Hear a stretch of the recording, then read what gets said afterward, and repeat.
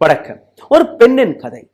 துபாயிலிருந்து விமானம் வழியாக கிளம்பி பெங்களூர் வந்து சேரும் போது இந்த பெண்ணை DRI ஆபீசர்கள் சோதனையிட்டிருக்கிறார்கள். இந்த பெண்ணுடைய தொடையில், இடுப்பில் வெவ்வேறு இடங்களில் சின்ன சின்ன கட்டிகள், தங்க கட்டிகள். ஒரு கட்டியுடைய எடை 1 கிலோ. இது போன்ற 14 கட்டிகள், அதாவது 14 கிலோ தங்கத்தை கடத்தி இந்தியாவில் கொண்டு வரும்போது இந்த பெண் ஏர்போர்ட்டிலேயே பிடிபட்டு போனார். இந்த பெண் யார்? கனடா நடிகை ரன்யா ராவ். இந்த பெண்ணுடைய தகப்பனார் பெங்களூரின் DGP, directorate general of police. இந்த பெண் தன்னுடைய தகப்பனாருடைய அந்த பொசிஷனை மிஸ்யூஸ் செய்தாரா? இந்த பெண்ணுடைய இன்ஃப்ளூயன்ஸ் பொலிட்டிக்கலாக இருக்கிறதா, அல்ல பியூரோக்ரேட்ஸ்களை கையில் போட்டுக்கொண்டு இந்த தொழிலை இந்த பெண்மணி செய்து வந்தாரா? 1 கிராம் 2 கிராம் கிடையாது, 10 கிராம் 20 கிராம் கிடையாது. இது 14 கிலோ தங்கத்திற்கான கதை. ஒரு முறை அல்ல, 30 முறை கடந்த 1 வருடத்தில் மட்டுமே இந்த பெண்மணி துபாயிலிருந்து பெங்களூர் வந்திருக்கிறார். 30 முறை என்றால் கிட்டத்தட்ட 400 கிலோவுக்கும் மேற்பட்ட தங்கத்தை இந்த பெண்மணி கடந்த 1 வருடத்தில் கடத்தி கொண்டு வந்திருக்கிறார். 1 கிலோ தங்கத்திற்கு ஈடாக இந்த பெண்ணிற்கு கிடைக்கக்கூடிய கமிஷன் 1 லட்சம் ரூபாய். அதாவது ஒரு முறை துபாய் சென்று வந்தால் இந்த பெண் சம்பாதிக்கக்கூடிய பணம் 12 14 லட்சம் ரூபாய். அப்போ 30 முறை கணக்கு போட்டு பாருங்கள். இந்த பெண் சாதாரணமான பெண்மணி கிடையாது. இவருடைய தகப்பனார் DGP. எத்தனையோ இன்ஃப்ளூயன்ஸ்ட் நபர்களுடன் இந்த பெண்ணிற்கு தொடர்பு இருந்திருக்கிறது. பியூரோக்ரேட்டை கையில் போட்டிருக்கிறார். யாருக்கு இந்த தங்கம் வந்தது போன்ற பல்வேறு கேள்விகளை இன்னைக்கு நாம் அலசி பார்க்க போகிறோம். எப்படி இந்த பெண்மணி இவ்வளோ பெரிய தங்கத்தை இவ்வளோ பெரிய அளவில் கொண்டு வந்தார் என்கிற இந்த கேள்வி ஒரு புறம். இன்னொரு புறம், எப்படி இது நடந்தது? இந்த பெண் மட்டும்தான் இந்த தொழிலில் இருக்கிறாரா, அல்ல இதையும் தாண்டி இது போன்ற பல்வேறு நபர்கள் இந்த வேலையை பார்த்து வருகிறார்களா?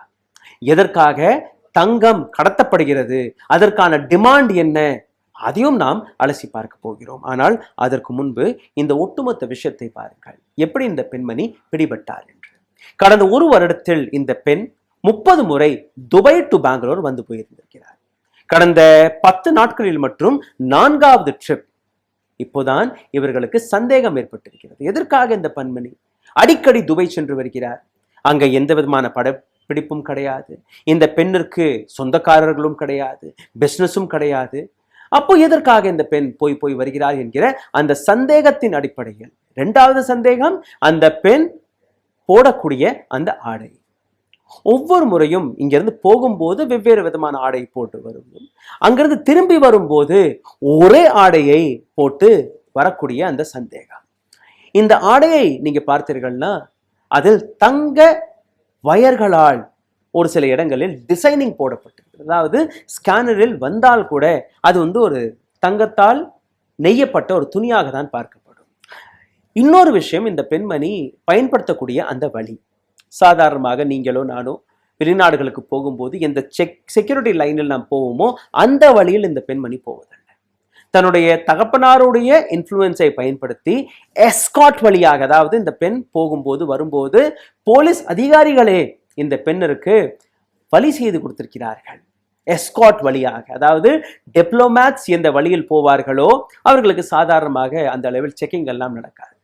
அந்த வழியை இந்த பெண்மணி பயன்படுத்தியிருக்கிறார். அப்போ அந்த வழியை எப்படி இந்த பெண்ணிற்கு ஒதுக்கினார்கள், எப்படி அந்த இடம் இந்த பெண்ணிற்கு கிடைத்தது என்கிற இந்த விஷயம். இந்த பெண்ணை பிடித்த உடனேயே அந்த அதிகாரிகளை மிரட்டவும் பார்த்திருக்கிறார். யார் என்று உங்களுக்கு தெரியாது, என்னுடைய அப்பா, இது என்னுடைய இன்ஃப்ளூயன்ஸ் இங்கெல்லாம் இருக்கிறது என்று இவரை எஸ்காட் செய்து வந்த அந்த கான்ஸ்டேபிள் உட்பட அதிகாரிகளை மிரட்ட பார்த்திருக்கிறார்கள். யார் மீது நீங்க கை வைக்க பார்க்கிறீர்கள்? இந்த பெண் யார் என்று உங்களுக்கு தெரியாது, DGPயுடைய மகள், அவரை நீங்க சோதனையிட பார்க்கிறீர்களா என்று. ஆனால் சோதித்து பார்த்த பின்புதான் இந்த பெண் 14 கிலோ தங்கத்தை கடத்தி வந்தார் என்கிற அந்த உண்மை தெரிய வந்திருக்கிறது. DGP தகப்பனார் தன்னுடைய கனெக்ஷனை அப்படியே டிஸ்டன்ஸ் செய்து விட்டார். அதாவது என்னுடைய மகளுக்கும் எனக்கும் எந்த விதமான தொடர்பும் கிடையாது, 4 மாதத்திற்கு முன்பே திருமணம் கட்டி கொடுத்து விட்டேன், 4 மாதங்களாக தன்னுடைய கணவருடன் தான் இந்த பெண்மணி வசித்து வருகிறார் என்று. இந்த பெண்ணுடைய தகப்பனாரின் பெயர் DGP ராமச்சந்திர ராவ். எனக்கும் என்னுடைய பெண்ணிற்கும் எந்த விதமான தொடர்பும் இல்லை என்று கூறிய அதே நபர் தான். இந்த பெண்ணுடைய கணவரான ஜத்தின் ஹொகேரி பெங்களூர் பேஸ்ட் ஒரு ஆர்கிடெக்ட்.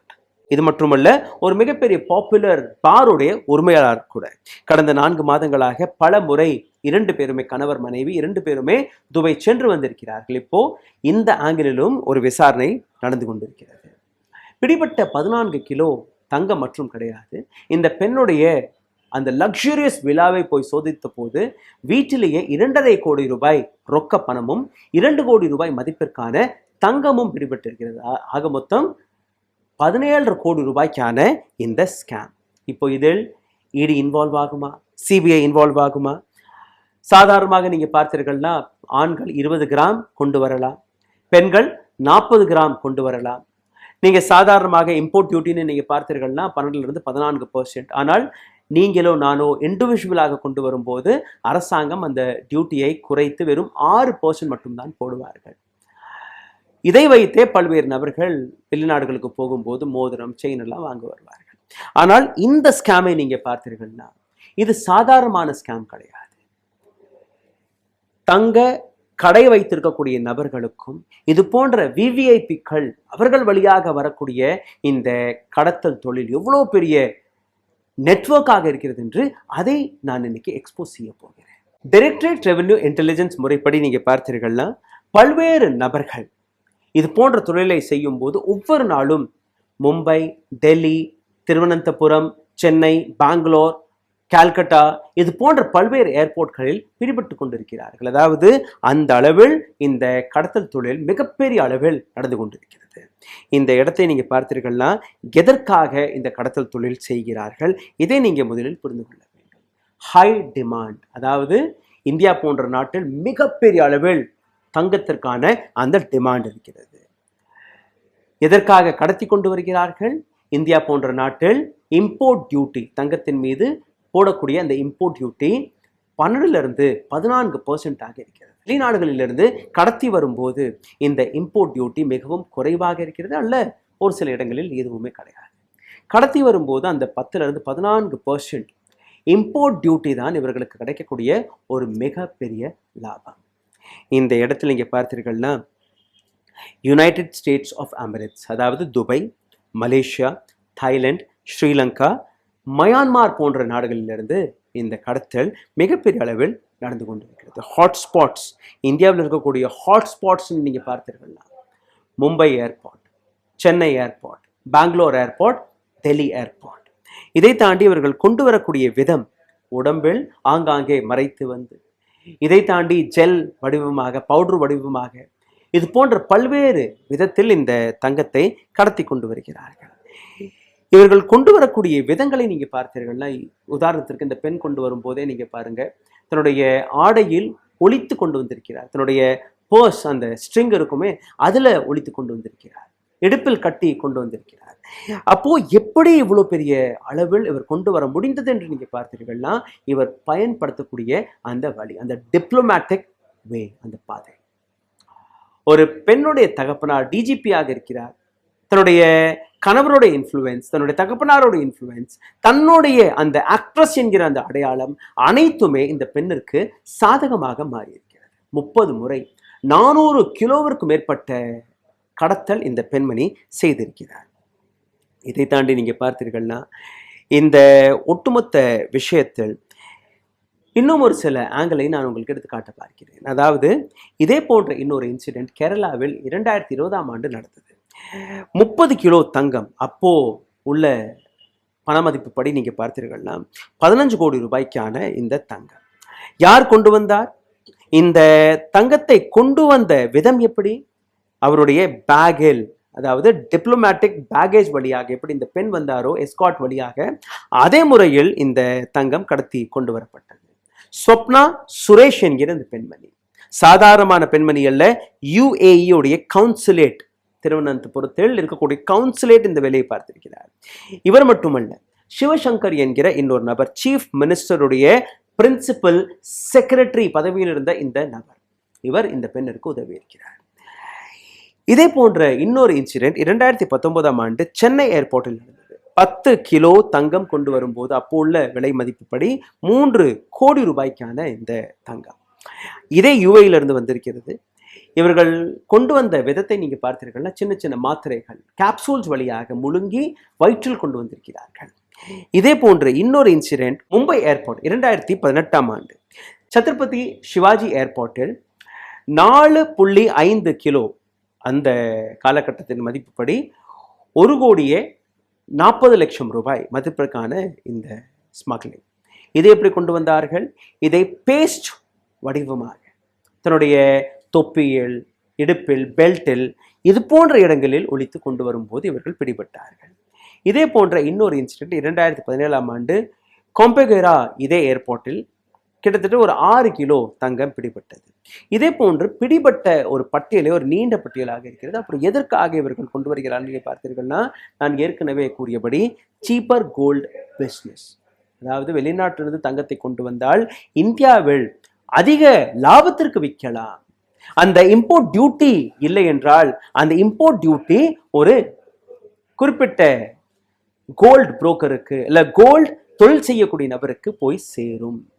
அதற்காக இந்த ஒட்டுமொத்த விவகாரம் நடக்கிறது, ப்ராஃபிட் மார்ஜினுக்காக.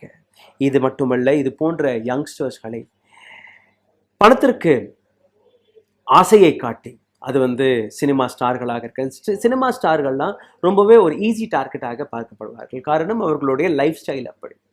அவர்களுக்கு மாதம் தன்னுடைய லைஃப் ஸ்டைலை மெயின்டைன் செய்வதற்காகவே ஒரு மிகப்பெரிய அளவில் பணம் தேவைப்படுகிறது. அந்த பணம் எப்படி சம்பாதிப்பது என்று தெரியாமல் ஒரு சில நபர்கள் இது போன்ற வழிகளையும் கைப்பிடிக்கிறார்கள். முக்கியமாக மகாராஷ்டிராவில் இருக்கக்கூடிய பல மாடல்கள், பெங்களூர்ல இருக்கக்கூடிய பல மாடல்கள், நடிகைகள் அல்ல இது போன்ற மிகப்பெரிய பொசிஷன்களில் இருக்கக்கூடிய பெற்றோர்கள் அவர்களுடைய குழந்தைகள் தன்னுடைய லைஃப் ஸ்டைலை மெயின்டைன் செய்வதற்காக. இது மட்டுமல்ல, ஏழை குழந்தைகளும் இது போன்ற வழிகளில் ஈடுபடுகிறார்கள். உதாரணத்திற்கு மலேசியா, சிங்கப்பூர், துபாய் போன்ற நாடுகளில் வேலைக்கு சென்ற நபர்கள் அங்கிருந்து திரும்பி வரும்போது இந்த மாதிரி உனக்கு 50,000 ரூபாய் கொடுக்குறோம், டிக்கெட் ஃப்ரீயாக கொடுத்துருவோம், இந்த 4 மாத்திரை நீ முழுகிட்டு போனால் போதும், யாருமே உன்னை பிடிக்க மாட்டார்கள். அங்கே கொஞ்சம் கொஞ்சமாக பணத்தை சேகரித்து திரும்பி வரும்போது 1,00,000 ரூபாய் லாபம் கிடைக்கிறதே என்கிற அந்த 1,00,000 ரூபாய்க்கு ஆசைப்பட்டு திரும்பி வரக்கூடிய பல நபர்களும் பிடிபட்டிருக்கிறார்கள். இந்தியா முழுவதும் மிகப்பெரிய அளவில் கடத்தல் நடக்கக்கூடிய மாநிலங்கள் எங்க இந்த ஸ்மக்லிங் அதிகமாக நடக்கிறது? முதல் மாநிலம் கேரளா, 2வது மாநிலம் உத்தரப்பிரதேஷ், 3வது மாநிலம் மகாராஷ்டிரா, 4வது தமிழ்நாடு, 5வது ஆந்திரா மற்றும் தெலுங்கானா. இந்த மாநிலங்களில் நீங்க பார்த்தீர்கள்னா மிகப்பெரிய அளவில் கோல்டுக்கான, அதாவது தங்கத்திற்கான டிமாண்ட் இருக்கிறது. எப்படி இந்த ஒட்டுமொத்த ஸ்கேம் நடக்கிறது என்று நீங்க பார்த்தீர்கள்னா, இது தனிப்பட்ட முறையில் ரன்யா ராவ் போன்ற இண்டிவிஜுவல்களால் செய்ய முடியாது. இது ஒரு மிகப்பெரிய சிண்டிகேட் நெட்வொர்க். இதில் தங்க நகைக்கடைகள், அந்த வியாபாரிகளும் இருக்கிறார்கள். இந்த நபர்களை இயக்கக்கூடிய நபர்கள், அந்த புரோக்கர்ஸ்கள் அவர்களும் இருக்கிறார்கள். பியூரோக்ராட்ஸ், ஆபீசர்ஸ்கள், கஸ்டம் ஆபீசர்கள் இவர்களும் இருக்கிறார்கள். அதாவது இது ஒளிந்து மறைந்து செய்யக்கூடிய விஷயம் கிடையாது. இதை தாண்டி அந்த டிப்ளமேட் வழியை இவர்களுக்கு ஏற்படுத்தி கொடுக்கக்கூடிய அந்த நபர்கள், கான்ஸ்டேபிள்கள், போலீஸ் அதிகாரிகள், இவர்களும் இந்த மிகப்பெரிய நெட்வொர்க் சிண்டிகேட்டில் இருக்கிறார்கள். அதாவது வெறும் 1,00,000 ரூபாய் அந்த பெண்ணிற்கு போகக்கூடிய அந்த கமிஷன் மட்டுமல்ல, இது போன்ற பல்வேறு சேனல்களுக்கு இந்த கமிஷன் போய் சேர்ந்ததால் மட்டும்தான் இது போன்ற ஸ்மக்லிங் நடந்து கொண்டிருக்கிறது. ரன்யா ராவ் ஒரு நடிகை, அதனால் இது ஒரு மிகப்பெரிய சர்ச்சையாக நியூஸாக மாறிவிட்டது. ஆனால் இது போன்று ஒவ்வொரு நாளும் ஒவ்வொரு ஏர்போர்ட்டிலும் எத்தனையோ நபர்கள் கடத்தல் தொழிலை செய்து கொண்டுதான் இருக்கிறார்கள். ரன்யா ராவுடைய இந்த செயலை பற்றின உங்களுடைய கருத்தை பற்றி கீழே கமெண்ட் பாக்ஸில் எழுதிவிடுங்கள். நன்றி, வணக்கம். ஊடகம் கார்ப்பரேட் அரசியல்வாதிகளின் கைப்பாவையாக அடிமைகளாக இருந்தது போதும், இனி சாட்டை எடுத்து சுழற்றும் நேரம் வந்துவிட்டது. ஊடகம் பொதுமக்களாகிய உங்களுக்காக, உங்களாலேயே இயக்கப்பட வேண்டும். ஊடக சுதந்திரத்திற்காக உங்களின் பங்களிப்பை இன்றே அளித்திடுங்கள்.